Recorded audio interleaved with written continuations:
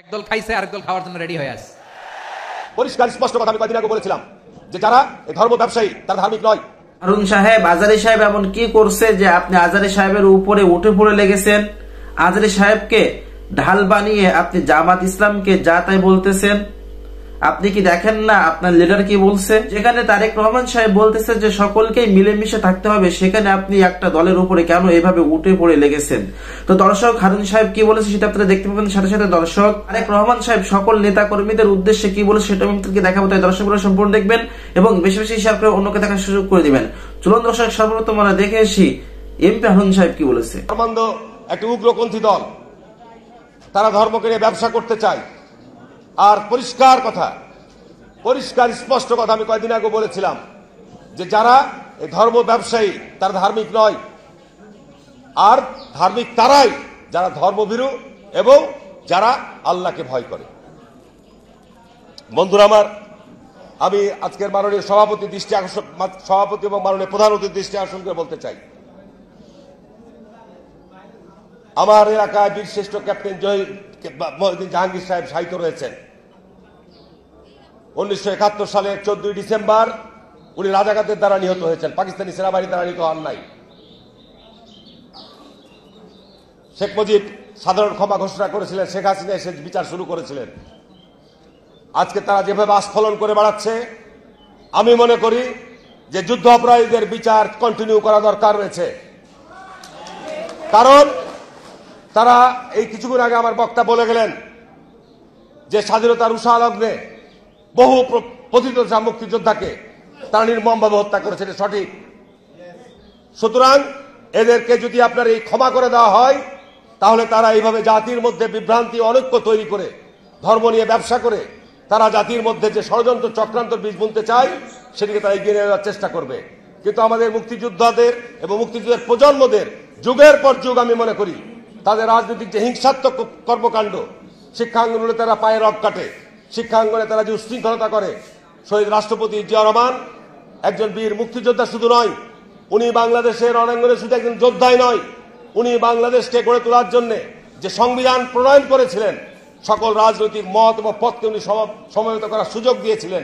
আজকে তাদের দোসররা বলে যে 72কে সংবিধানকে ফেলে দিতে হবে। যারা সৃষ্টিকে, যারা জন্মকে অস্বীকার করে, আমি মনে করি তারা বেজন্মা, তাদের জন্মের কোনো ঠিকানা নাই। সুতরাং এই বিষয়গুলো সম্পর্কে আমাদের সজাগ এবং সতর্ক থাকতে হবে। আমাদের নতুন প্রজন্মের ছেলেদের মধ্যে তাদের এই ধরনের কর্মকাণ্ডের ব্যাপারে আমাদের আরো বেশি, এই মুক্তিযোদ্ধা এবং মুক্তিযোদ্ধার প্রজন্মদেরকে আরো বেশি সজাগ এবং সতর্ক থাকতে হবে। আপনারা নিশ্চয়ই লক্ষ্য করেছেন, এই কিছুদিন আগে এই 5ই আগস্টের পর হিন্দুদের সবচেয়ে বড় ধর্মীয় উৎসব দুর্গাপূজা অনুষ্ঠিত হয়েছে। সেখানে বহু জায়গায় আমি জামাত ইসলামের সাথে যে কোনো ডিবেট করতে চাই, কত বড় তাদের আলেমরা রয়েছে, কোরআনের এবং হাদিসের কোন ব্যাখ্যায় রয়েছে যে আপনার পূজা মণ্ডপ পরিদর্শন করে গিয়ে আলেম ওলামাদের বেশ ধারণ করে সেখানে কি আপনি গীতা পাঠ করবেন? এই যে আপনাদের কোন ইসলামিক আইনের মধ্যে, ইসলামিক দর্শনের মধ্যে রয়েছেন? সূরা কাফিরুনের তাফসীরের মধ্যে ওই জায়গায় কোন একজন আলেম ওলামাদের দরবার মানুষের যাওয়া নিষিদ্ধ। তার কারণ জমিনের মধ্যে সবচাইতে বড় আপনার শিরকি পূজা হয় আপনার দুর্গা পূজা। সেখানে ওনারা যে আপনার ইসলামিক গজল গাইতে শুরু করছেন চিরাগে, কি ব্যবস্থা নিয়েছেন এই সমস্ত আলেমদের বিরুদ্ধে? এই সমস্ত আপনাদের তথাকথিত ভুয়া আলেমদের বিরুদ্ধে কি ব্যবস্থা গ্রহণ করেছেন?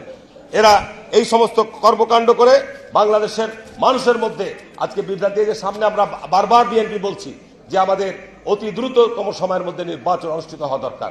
দেশে একটা বিশৃঙ্খলা বিরাজ করছে, একটা স্থবিরতা বিরাজ করছে। এখানে বিএনপি ক্ষমতা আসবে না, কে ক্ষমতা আসবে? কে ক্ষমতা আসবে বাংলাদেশে যদি আজকে 6 সালে 7 সালে যদি অন-ইলেভেন সরকার মধ্যে যে সুষ্ঠু নির্বাচন হতো, তখনও বিএনপি ক্ষমতা আসতো। বিএনপিকে ক্ষমতা আসতে না দেওয়ার জন্য জাতীয় আন্তর্জাতিক ষড়যন্ত্র রয়েছে। আমি মুক্তিযোদ্ধা ভাইদের অনুরোধ করব যে আমরা আছি, আপনারা নির্দেশনা দেন, নতুন প্রজন্ম, নতুন আমরা বাংলাদেশকে গড়ার জন্য নতুন দিক নির্দেশনা দেন। এই ষড়যন্ত্র দাঁত ভাঙা জবাব দেবো আমরা ইনশাল্লাহ। আমি আর বক্তব্য বাড়াবো না, আমি শুধু এটুকুই বলবো যে বাংলাদেশে এই কুলাঙ্গারদের, এই স্বাধীনতা বিরোধীদের স্থান বাংলাদেশের মাটিতে হবে না। দর্শক, এমপি হারুন সাহেবকে নিয়ে আপনার কি মতামত অবশ্যই কমেন্ট করে জানাবেন। চলুন দর্শক, এবার আমরা দেখে আসি জনাব তারেক রহমান সাহেব কি বলেছে। আমাদের কিছু কিছু সহকর্মীর মনে 5 তারিখের পরে একটি অদ্ভুত নতুন একটি অনুভূতি এসছে। কি মনে হচ্ছে যে আমরা বোধহয় সরকার গঠন করে ফেলেছি। প্রিয় সহকর্মীবৃন্দ, আমরা সরকার গঠন করিনি, আমরা এখনো বিরোধী দলই আছে, বিরোধী দলেই আমরা অবস্থান করছি, বা আমরা অন্তত যাই হোক সরকারি দলে আমরা নেই বা সরকারে আমরা নেই। আমাদের সেই সকল যে সকল সহকর্মী এরকম ভুল উপলব্ধি করছেন, তাদের বিভিন্ন আচরণের জন্য বিভিন্নভাবে বিভিন্ন জায়গায় দল ক্ষতিগ্রস্ত হচ্ছে, দলের ইমেজ ক্ষতিগ্রস্ত হচ্ছে। প্রিয় সহকর্মীবৃন্দ, এর ভিতরে চট্টগ্রামেও কিছু কিছু ঘটনা ঘটেছে। আমি কঠোরভাবে আপনাদেরকে আজকে আপনাদের নেতা হিসেবে নির্দেশনা দিতে চাই, আপনাদের সহকর্মী হিসেবে আপনাদের কাছে বিনীত অনুরোধ করে বলতে চাই, দেখুন আপনারা এখানে প্রত্যেকটি উপস্থিত 859 জন প্রত্যেকটি মানুষ, আপনারা এক একজন বিএনপির প্রতিনিধি, আপনারা এক একজন কিন্তু বিএনপির প্রতিনিধি। আপনার এলাকায় আপনার যেখানে আপনি থাকেন, যেই যতটুকু জায়গা নিয়ে আপনার পরিচিতি, আপনাকে প্রত্যেকটা মানুষ আপনাকে চেনে বিএনপির একজন কর্মী বা বিএনপির একজন নেতা হিসেবে। হলেন আপনি বিএনপির, হলেন আপনি যুবদল, স্বেচ্ছাসেবক, ছাত্রদল, শ্রমিক দল, তাঁতি দল, যেটাই হন না কেন, এন্ড অফ দ্য ডে আপনাকে মানুষ, আপনার যদি নাম হয়ে থাকে এরশাদুল্লাহ, আপনাকে ও বিএনপির এরশাদুল্লাহ, আচ্ছা, এইভাবে আপনাকে কিন্তু মানুষ চিনে। ও নাজিম, ও বিএনপির নাজিম, আচ্ছা, এইভাবে কিন্তু মানুষ আপনাকে চেনে। অর্থাৎ আপনি পরিচিত বিএনপির প্রতিনিধি হিসাবে। প্রিয় সহকর্মীবৃন্দ, আপনি যখন আপনার নিকট আত্মীয় স্বজনের বাসায় যান, আপনি নিশ্চয়ই আপনার চলাফেরা, কথাবার্তা, উঠা বসাতে এমন কিছুর পরিচয় দেন যাতে সেই আত্মীয়র মনে আপনার সম্পর্কে কোনো নেগেটিভ ধারণা না হয়। এটি নর্মালি আমরা করি না, এটি নেগেটিভ ধারণা না হয়। সহকর্মীবৃন্দ, আপনি যখন এলাকায় পরিচিত বিএনপির প্রতিনিধি হিসাবে, কেন আপনি এমন কিছু করবেন, আপনার যেই কথা, আপনার যেই বিহেভিয়ার, আপনার যেই কাজের দ্বারা দলের ইমেজ, দল ক্ষতিগ্রস্ত হবে, কেন আপনি এটা করবেন? আপনার এলাকার মানুষ তো আপনারই স্বজন, আপনারই তো আপনজন। দুদিন পরে যখন ভোট হবে ইনশাল্লাহ, সেই ভোটের সময় তো আপনি ধানের শীষের পক্ষে ভোট করতে যাবেন। আপনি কোন মুখে তাদের কাছে ভোট চাইবেন? আজকে যদি এমন কোনো বিতর্কিত কথা বা বিতর্কিত কাজ আপনি করে থাকেন, তখন তো সে আপনাকে উল্টা ইনসাল্ট করবে যে ওই দিন এই কাজ করেছিল না, কেন এখন আসছে ভোট চাইতে আমার কাছে? এই কথা আপনাকে শুনতে হবে। আমাদের পক্ষে সম্ভব না, আমরা বিশ্বাস করি না দামি নির্বাচনে, আমরা বিশ্বাস করি না নিশিরাতের নির্বাচনে, আমরা বিশ্বাস করি না ব্যালট চুরির নির্বাচনে। আমরা বিশ্বাস করি জনগণের কাতারে। একজন নোয়াখালীর একজন বোন বলেছেন কিভাবে এই দেশের মা বোনেরা বিএনপিকে ভোট দেয়। আমরা সেই ভোটে বিশ্বাস করি যেখানে মানুষ লাইনে দাঁড়িয়ে নিরাপদে, নিরাপত্তার সাথে, স্বচ্ছভাবে, স্বাধীনভাবে, মুক্তভাবে, ভয়হীনভাবে ভোট দিয়ে যাবে। আমরা সেই নীতিতে বিশ্বাস করি, এবং সেটি যদি অর্জন করতে হয়, আপনাদেরকে আজকে কিন্তু অনেক কিছুর পরিবর্তন করতে হবে। উঠা বসা, চলাফেরা, কথাবার্তা আপনাদের পরিবর্তন করতে হবে আপনাদের নিজেদের। বারে বারে আমি বলছি, জনগণকে সাথে রাখুন, জনগণের সঙ্গে রাখুন। সহকর্মীবৃন্দ, আপনি ক্ষমতায় যাবেন না, এখানে উপস্থিত মানুষ একটি মানুষও ক্ষমতায় যাবেন না। আপনারা মানুষের সমর্থন পেলে ইনশাল্লাহ দেশ পরিচালনার সুযোগ পাবেন, দেশ পরিচালনার সুযোগ পাবেন। মানুষ আপনাদেরকে ক্ষমতা দেবে না, আপনাদেরকে দেশ পরিচালনার সুযোগ দেবে। দুটোর মধ্যে পার্থক্য আছে।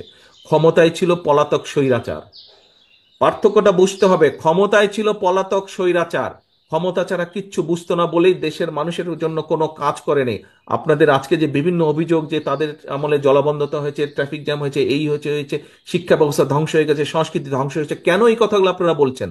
এই জন্য আপনারা এই কথাগুলো বলছেন যে ওরা ক্ষমতায় ছিল, ওরা জনসমর্থনে দেশ পরিচালনার সুযোগ পায়নি, ক্ষমতা দখল করে ক্ষমতায় ছিল।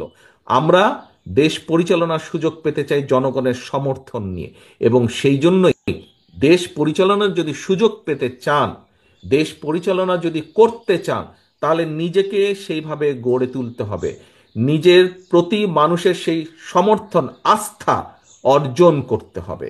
সহকর্মীবৃন্দ, আস্থা অর্জন করতে হলে নিজেকে ধীর করতে হবে, নিজের মধ্যে উপলব্ধি আনতে হবে, নিজের পার্সোনালিটি চেঞ্জ করতে হবে, কথাবার্তা, চলন বলন চেঞ্জ। দর্শক, তারেক রহমান সাহেবের কথাগুলো আপনাদের কাছে কেমন লেগেছে অবশ্যই কমেন্ট করে জানাবেন। আজকে ভিডিও পর্যন্ত। ভিডিওটা ভালো লাগলে লাইক দিবেন এবং বেশি বেশি শেয়ার করে অন্যকে দেখার সুযোগ করে দিবেন। আসসালামু আলাইকুম।